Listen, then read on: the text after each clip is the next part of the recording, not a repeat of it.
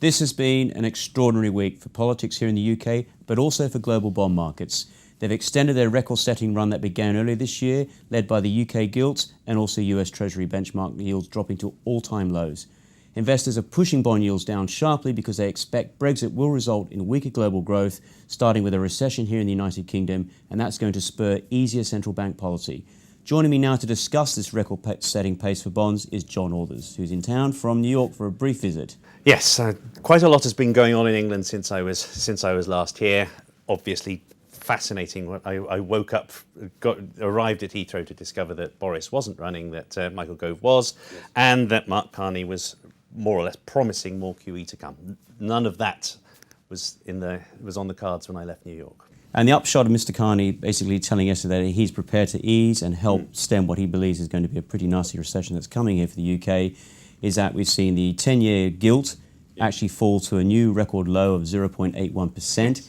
Just before Brexit, of course, the referendum result, that 10-year gilt was yielding 135. So it's a massive drop in yield that we've seen. In fact, we've also seen a shorter-term gilt turn negative for the first time ever. Yes. So UK is now in danger here of joining Japanese and European bond markets in a negative yielding club. How important is Mr. Carney's message to the bond market, do you think? Very. Bear in mind, it's barely 18 months since the core expectation was that the Bank of England was actually going to be raising rates before the Fed. That was why part of the reason why sterling was so artificially high. Also, when a central banker speaks like this, it tends to be a critical signal. We've been discussing this already. If you think back to Alan Greenspan after LTCM, Tim Geithner and the various other people during Lehman, when you feel the need to intervene, it tends to show that there is a problem. Also, because everything has become so politicized, because market judgments have become so politicized, there are plenty of people out there who are trying to deny that this really has had the impact that it appears. Thanks to low bond yields and also thanks to the weak sterling, the stock market doesn't appear, if you look at it in pounds, to have done anything very serious. That's what people look at as a judgment, and that is very dangerous. That creates extra complacency. Sense of complacency. And in particular, while the stock market, indeed, we've seen the FTSE 100 recover, at least in sterling terms, it's still down about 8-9% in dollar terms, thanks to sterling's dramatic drop. Exactly. The other key factor, of course, I think, with the stock market is the fact that financials are the worst performing sector globally this year across many stock markets. And when we're seeing yields continue to drop, the message for financials is particularly grim. Precisely. They are the ultimate cyclical stocks, arguably. If they're doing badly, that suggests that you're very worried about the state of the economy. The real trigger for the sell-off in financials, I think, came when the Bank of Japan tried to surprise the market with negative rates back in January. Yes. And in many ways, the way that the financial stocks responded showed central bankers that there were limits to how far they could go with negative rates, that banking system, that the financial system just wouldn't stand for that. That's why we're now seeing Mark Carney talking about more QE rather than about attempting to find ways to manipulate rates downwards in the UK. And the other interesting fact we've seen this week, of course, is that since Brexit has occurred, we've seen the sort of growth of negative yielding bonds increase by more than $1 trillion in just 5 days alone. We haven't even mentioned bunds, which are at an all-time negative. Yes, bond yields at an all-time low.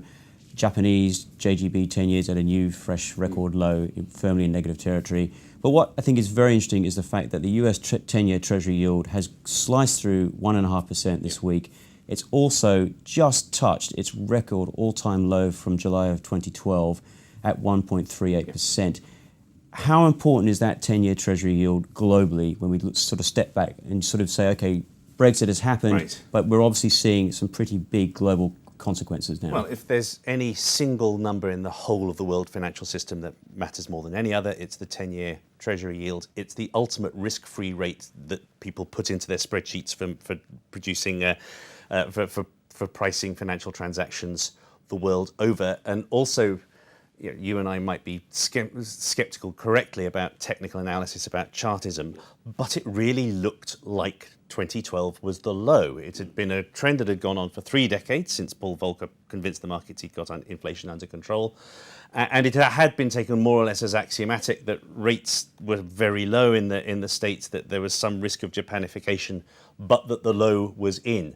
The fact that that's now being called into question and that the trigger for it hasn't really been an American event, but a UK event, shows you something about the underlying lack of confidence, the change that we're seeing once again in sentiment in the US. I guess one other point that fascinates me, if you look at the Fed funds futures market, has some issues with liquidity.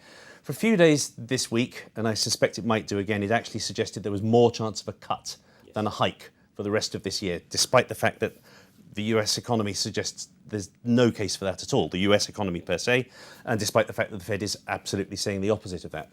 This is very significant that the kind of confidence that we have in the US is so weak, so brittle, and such low rates have very profound consequences, particularly given how many pension plans are underwater, particularly for pensions. Great, John. Well, thank you so much. Thank you.